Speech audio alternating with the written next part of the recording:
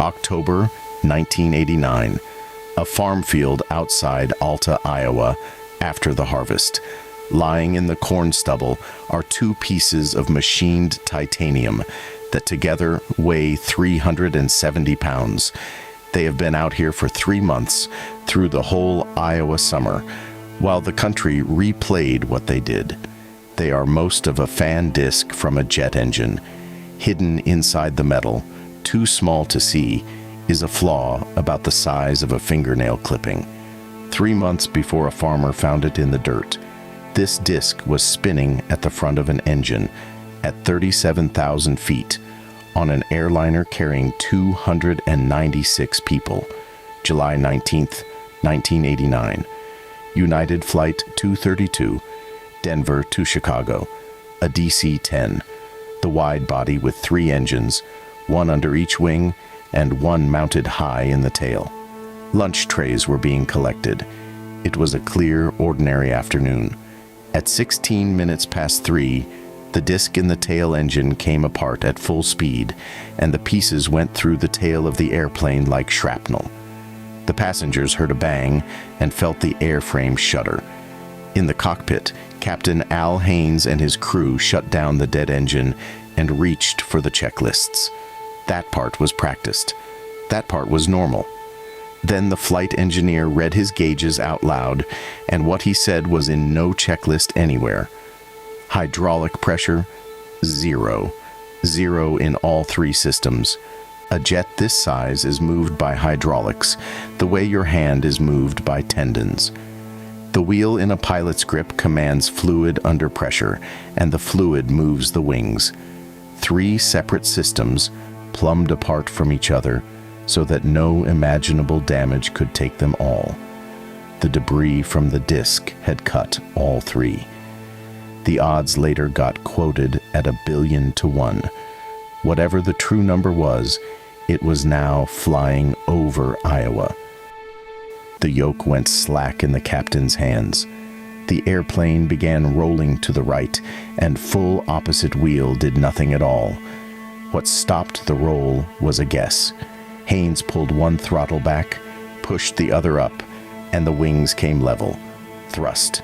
2 engines, 1 on each wing, speed 1 up, slow 1 down, and the airplane grudgingly turns. It was the only control left on the aircraft. A few rows back in the cabin sat Denny Fitch, an off-duty training captain who taught pilots to fly this exact airplane. He sent word forward. Maybe he could help. Haynes did not stand on ceremony.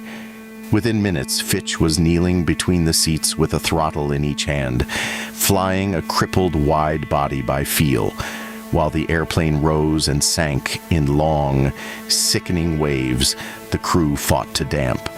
Understand what they did not have: no rudder, no flaps to slow the airplane for landing, nothing gentle left anywhere in the machine.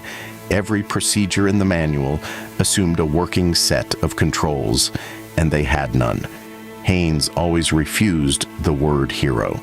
4 voices in that cockpit, every idea spoken, every idea heard, rank set aside. This flight became the textbook, the case every airline crew now studies, for how a crew survives by acting like a crew. In the cabin, Chief Flight Attendant Jan Brown got the word from the cockpit: prepare for an emergency landing. She walked her crew through the rows, shoes off, glasses off, learned the brace position, and 4 rows held a problem her manual answered in a single line. 4 small children were flying on their parents' laps. 3 of them had not reached a 2nd birthday, so the law said they needed no seat. The training said, wrap the child in blankets, place the child on the floor, and hold the child there when you brace. In one of those rows, a mother put her son on the floor. He was almost 2. The report wrote down what she did next. She kept asking the flight attendants for more specific instructions about her special situation: a child on the floor. She asked again and again. There was no better answer to give her. The floor was the procedure. The floor was everything the procedure had. Sioux City's airport was the closest field.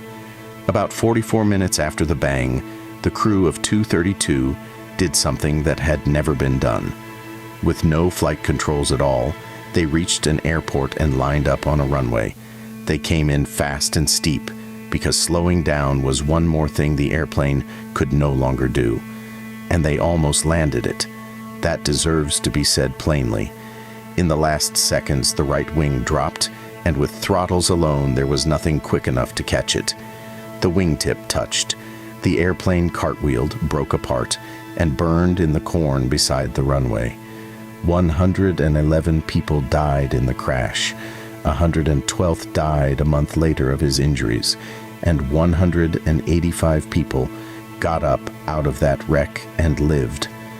Some of them climbed through a break in the fuselage and found themselves standing in corn taller than they were, unsure for a moment whether they were alive. Both of those numbers are the story, and the second one was not luck. 2 years earlier, in October of 1987, Sioux City had run a full-scale disaster drill at its airport. The scenario its planners invented sounded far-fetched. A wide-body jet, a type that did not even serve their airport, crashing at the field with about 200 people aboard. Hundreds of people rehearsed it. Firefighters, both hospitals, ambulance crews from the small towns around, the Air National Guard unit based right there at the field. Then the far-fetched thing flew in over the corn. The Guard was on duty at the field that day.